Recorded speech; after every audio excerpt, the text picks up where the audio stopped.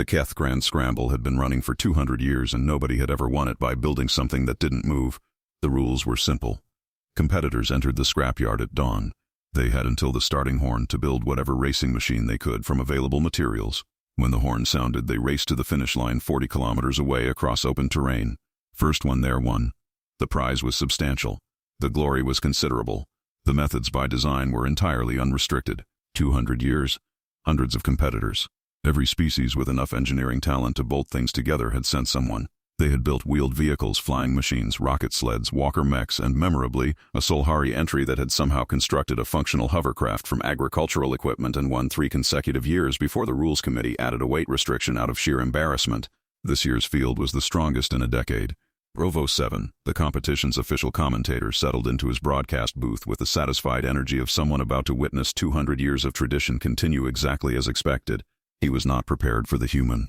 Good morning to all our viewers across the 14 systems tuning in to the 200th Keth Grand Scramble.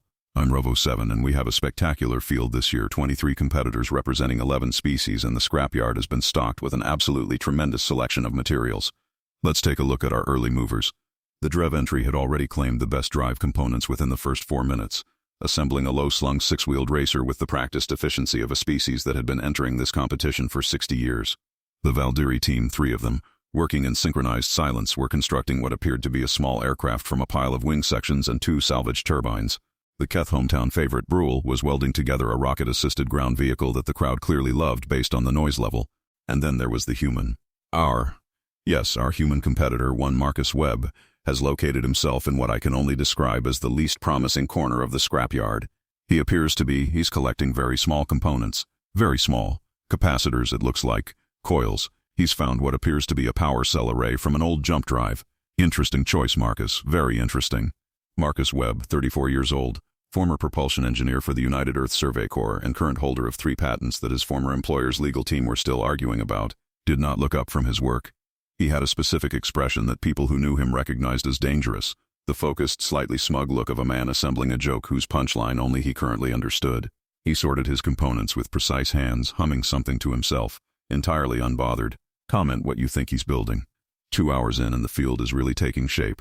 Brule has his rocket vehicle nearly complete. What a machine, folks. The crowd here is absolutely loving it. The Valdiri aircraft is looking airworthy, which is remarkable given the materials available. The Drev racer is finished and its pilot is actually taking a nap while he waits for the horn, which, I admire the confidence, I really do. Meanwhile, Marcus Webb is still in his corner. He has built, I want to be accurate here, he has built a box. A box with a lot of wires coming out of it. He is now attaching it to what appears to be a targeting sensor from a decommissioned weapons system, which raises questions I don't currently have answers to. Our technical analyst is suggesting it might be some kind of communication device to call for help, perhaps? We're not sure. Marcus attached the targeting sensor with the satisfaction of a man placing the final piece of a puzzle. He stood up, stretched, and looked around the scrapyard at the various completed vehicles, the rocket car, the aircraft, the wheeled racer, a Solhari walking mech that was technically impressive and practically terrifying, and smiled the smile of someone who had already won and was simply waiting for everyone else to catch up. He sat down next to his box and ate his lunch. He's eating lunch, Rovo 7 told his 14 systems of viewers. Marcus Webb is having lunch. There are 40 minutes until the starting horn and he is eating what appears to be a sandwich. I have been commentating this event for 30 years and I have never. Our analyst is now suggesting the device might be. No, that can't be right. That would require a stable micro-wormhole aperture and you cannot build one of those from scrapyard components. That is not a thing you can do. The horn sounded.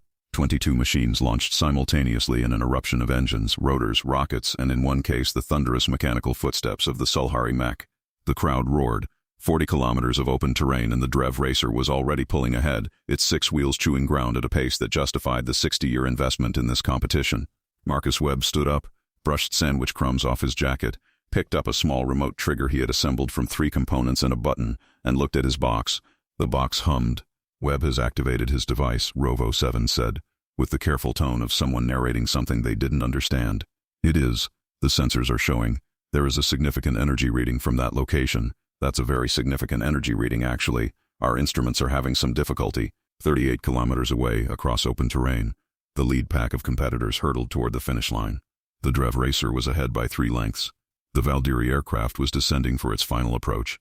Brule's rocket car was burning hard, closing the gap, the crowd tracking its progress on the giant displays above the finish line.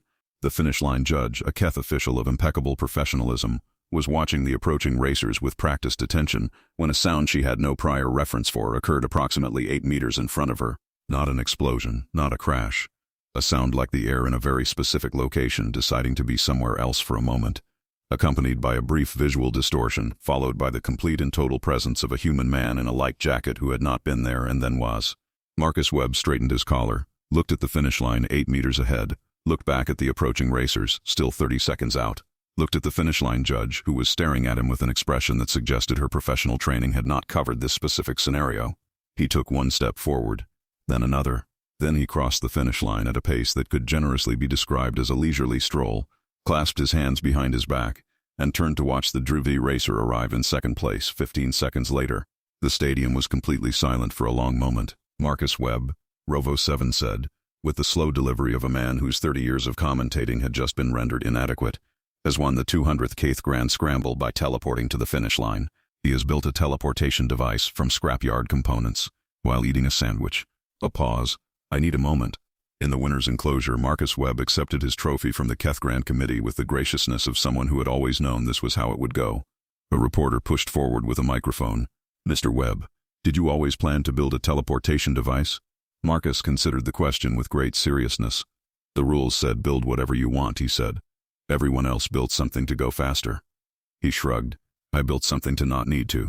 He pocketed his prize money, picked up the remainder of his sandwich, and walked away.